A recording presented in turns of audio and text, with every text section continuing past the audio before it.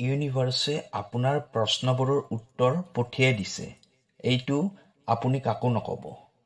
এই ভিডিঅ'টো আৰম্ভণিৰ পৰা শেষলৈ চাই থকাটো প্ৰয়োজনীয় হয়, কাৰণ এইটো কেৱল এটা ভিডিঅ' নহয়, বৰঞ্চ আপোনাৰ জীৱনৰ আটাইতকৈ মহত্বপূৰ্ণ উত্তৰৰ মাধ্যম হয়। এইটো সেইটোৱে সময় হয় য'ত আপোনাৰ ভিতৰত থকা প্ৰশ্নবোৰৰ উত্তৰ আছে, যিবোৰ প্ৰশ্নৰ উত্তৰ আপুনি বছৰ বছৰ ধৰি বিচাৰি আছিল। আজি ব্ৰহ্মাণ্ডই আপোনাক বাছনি কৰিছে আৰু উত্তৰবোৰো আপোনালৈ পঠিয়াই দিছে। যদি এই ভিডিঅ'টো আপোনাৰ চকুৰ সন্মুখলৈ আহিছে, তেনেহ'লে এইটো কোনো কাকতলীয় সংযোগ নহয়। আপোনাৰ আত্মাই ব্ৰহ্মাণ্ডক প্ৰশ্ন কৰিছিল আৰু আজি ব্ৰহ্মাণ্ডই সেই প্ৰশ্নবোৰৰ উত্তৰ পঠিয়াই দিছে। এতিয়া সময় আহি গৈছে শুনাৰ, অনুভৱ কৰাৰ আৰু সেই শক্তিক স্বীকাৰ কৰি লোৱাৰ, যিয়ে আপোনাৰ জীৱনলৈ পৰিৱৰ্তন অনাৰ বাবে আহিছে। ইউনিভাৰ্ছে আপোনাক কৈ আছে যে আপোনাৰ প্ৰতিটো প্ৰশ্নৰ উত্তৰ মোৰ ওচৰত আছিল, কেৱল আপুনি শান্ত হৈ শুনিব লাগিছিল। যেতিয়া আপুনি কান্দিছিল আৰু কৈছিল যে মোৰ কথা কোনেও নুশুনে, মোৰ কথা কোনেও নাভাবে, তেতিয়া ব্ৰহ্মাণ্ড আপোনাৰ ওচৰতে আছিল। যেতিয়া আপুনি কৈছিল যে এতিয়া মই কি কৰোঁ একো ভাবি পোৱা নাই, তেতিয়াও ইউনিভাৰ্ছ আপোনাৰ ওচৰতে আছিল।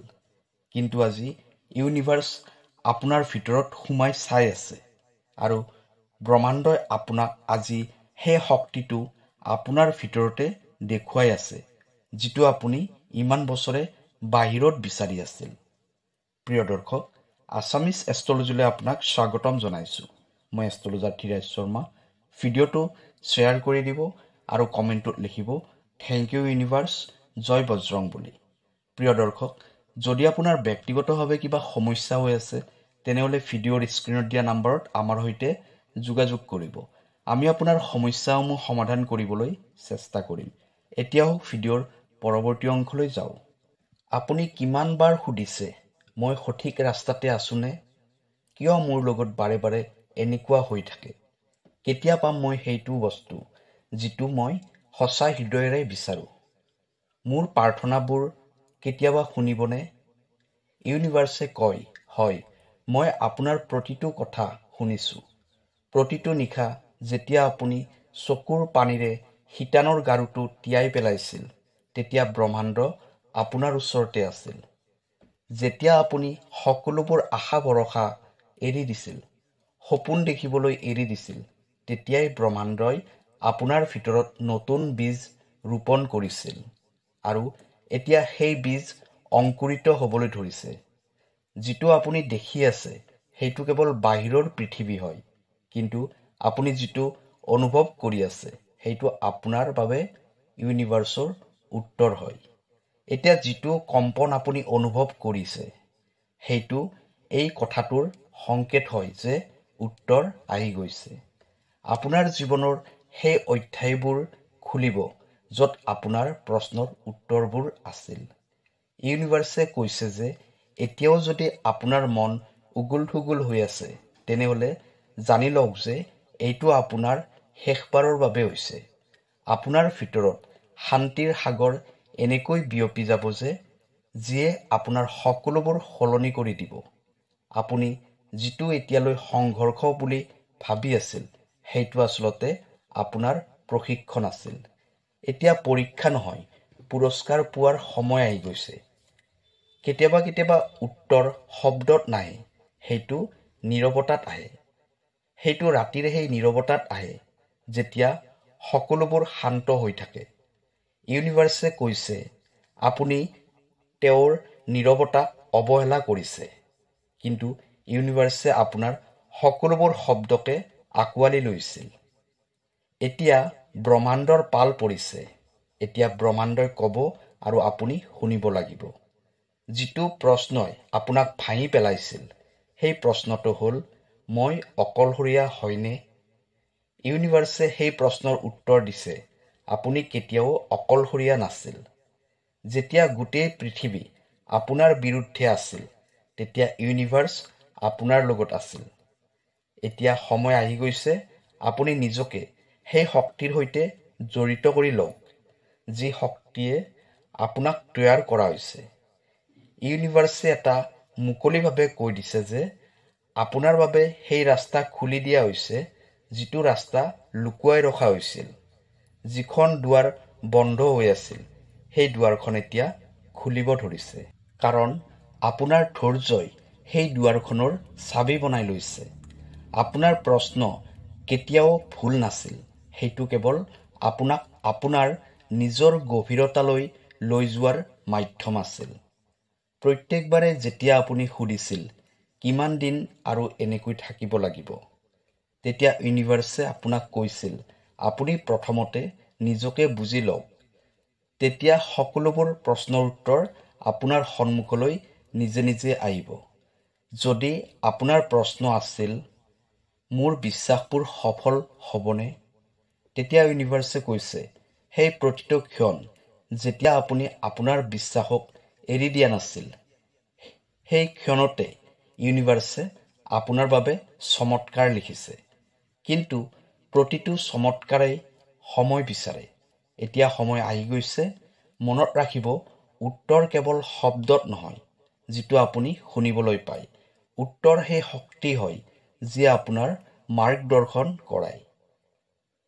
সেইবাবে বাৰে বাৰে দেখি থকা সংখ্যাবোৰ, হঠাতে আহি যোৱা শান্তি, এই সকলোবোৰ আপোনাৰ প্ৰশ্নৰ উত্তৰ হয়।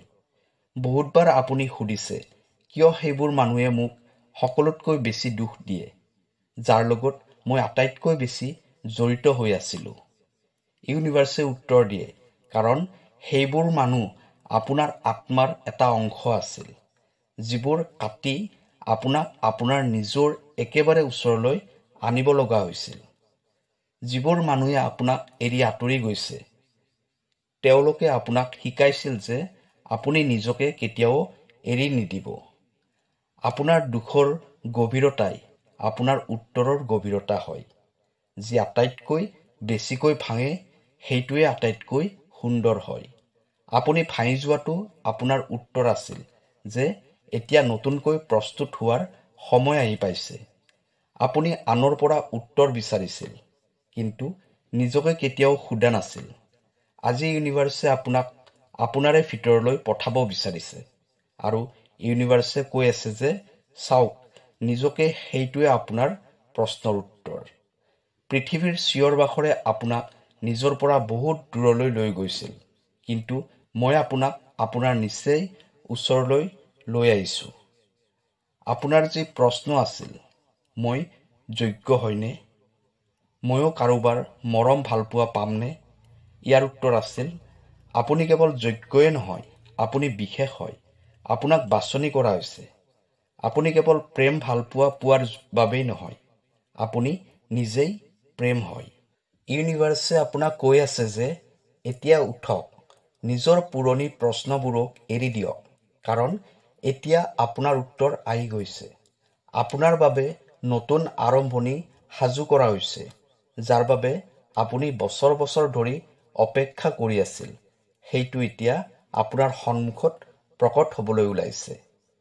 আৰু যেতিয়া সেইটো প্ৰকট হ'ব, তেতিয়া আপুনি বুজি ল'ব যে আপোনাৰ প্ৰতিটোপাল চকু পানীৰ মূল্য দিয়া হৈছে। এতিয়া যি কম্পন আপোনাৰ ভিতৰত হৈ আছে, ইয়াৰে এইটোৱে সংকেত হয় যে আপোনাৰ ভাগ্যই এতিয়া গতি লৈছে। আপুনি যিবোৰ প্ৰশ্ন ইউনিভাৰ্ছক কৰিছিল, সেই প্ৰশ্নবোৰৰ উত্তৰ আহি থকা দিনবোৰত এটা এটাকৈ আপোনাৰ সন্মুখত প্ৰকট হ'ব।